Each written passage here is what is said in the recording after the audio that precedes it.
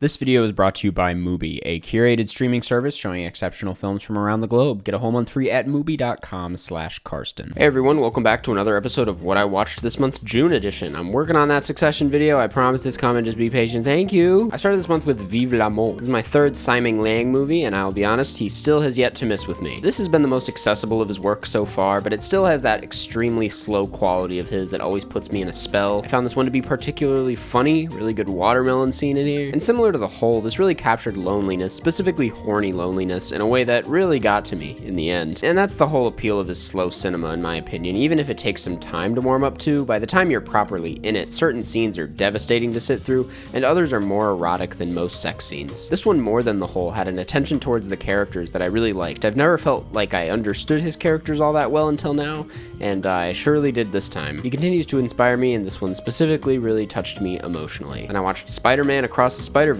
I did a whole video about it, so I won't say too much. Also, what is there to say at this point? It's an incredible movie. It's some of the best animation I've ever seen in my life, a great use of multiverse storytelling, and the ending didn't piss me off. I thought it was kind of fun. Then I watched The Celebration. This is the first Dogma 95 movie I've seen, I think, and I really loved it. I mean, speaking just about the film's existence, it's very inspiring that this is just, exists. I kind of love how rough around the edges it looks. I was worried it would be distracting or that it would be the entire appeal of the film, but the script was so strong that after a while I forgot that this was like not what a normal movie looks like. Because this is a very upsetting movie about a family that makes the Roy family look friendly, if that says anything. It made me very uncomfortable, which was entirely the point. I thought it was very effective in that way, and I think making a movie this grimy in such a fancy location really drives home the murky atmosphere of places like this. I really loved this, even if I have no urge to watch it again. Then I watched Reality. I thought this was really tense and interesting. I don't know why, but I kind of went into this with low expectations. It's one of those movies that hits the streaming service, and maybe some people talk about it that week, but you never hear about it ever again. Which, I mean, is kind of what happened here. I don't know a single person talking about this movie right now. But that said, I ended up being really invested in it. Sydney Sweeney delivers a great performance. It's probably the best of hers that I've seen. For how simple this was, even if you know where it's going, the film still miraculously keeps you on edge. I've only been interrogated once, and it was by my parents in high school, so I can't really speak to how accurate this was, but I will say they really nailed how anxiety-inducing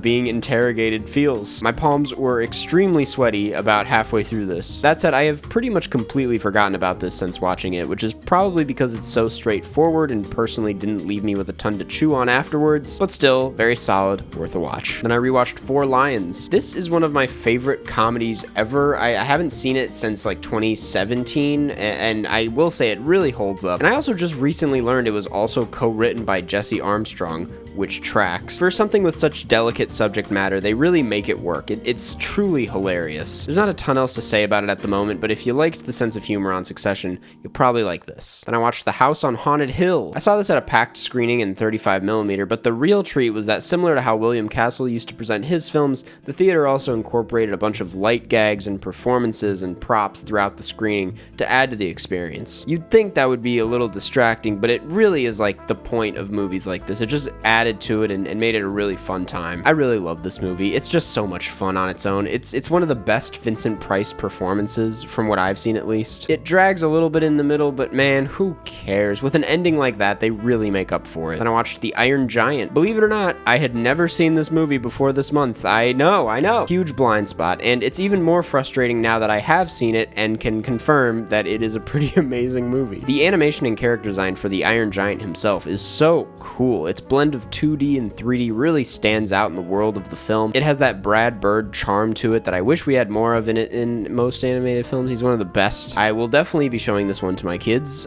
because it really is something special. Then I watched Past Lives. Speaking of special movies, this is without a doubt the best movie of the year so far, hands down. With all the hype around this thing, I was a little worried going into it that it would be overhyped, but no, this sort of broke me in the end. The best romance films make me feel like they're speaking directly to me. They make me concerned that the director had been secretly stalking me my whole life and pulled moments directly from my own life into the film, which always makes me go, well, I guess I have never lived a single original experience in my life, but it also makes me feel less alone in these experiences. For as much as this brought up older memories and told them in such a realistic way that it brought out feelings I hadn't felt in years, I felt weirdly comforted by it all in the end, which is exactly what I wanted from something like this. Looking at impulsive, confusing, and vulnerable times through a more mature lens and recognizing how special it is to experience these things, that they're ultimately what make you who you become today, it's nice. I know that's all kind of cliche and whatever, but this has turned less into a movie review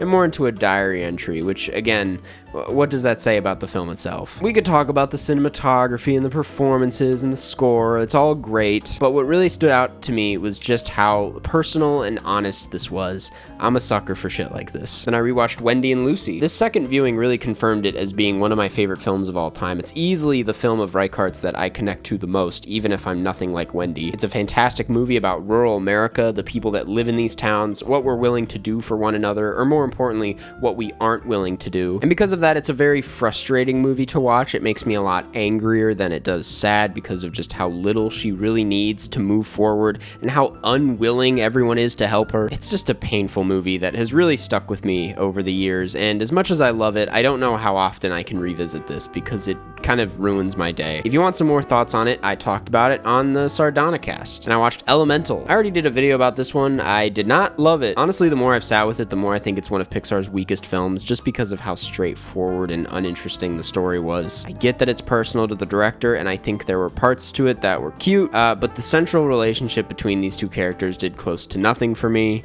and I just didn't really enjoy it. Then I rewatched The Royal Tenenbaums. Even if this is the fourth time I've seen this movie, I don't feel like I've seen it enough. This is easily one of Wes Anderson's most rewatchable films just because of how much is going on, but unlike certain films of his, the chaos never overwhelms the central heart of it. If anything, this is a prime example of how personal and sad early Wes Anderson's films used to be. It's kind of the peak of that style of his. And that said, because of how it is both a perfect blend of his style and his themes of broken families, I might go as far to say it's his best. Even though Phantasm Mr. Fox is still my favorite movie, I think Royal Tenenbaums is his best movie. This is the Wes Anderson movie, and that's how I feel about this. Then I rewatched Indiana Jones and the Last Crusade. This one I really have very little to add to at this point. I've seen this maybe 100 times over the course of my life. I have a deep love for this movie, and the score always makes me very emotional because it reminds me of my childhood. That's all I gotta say.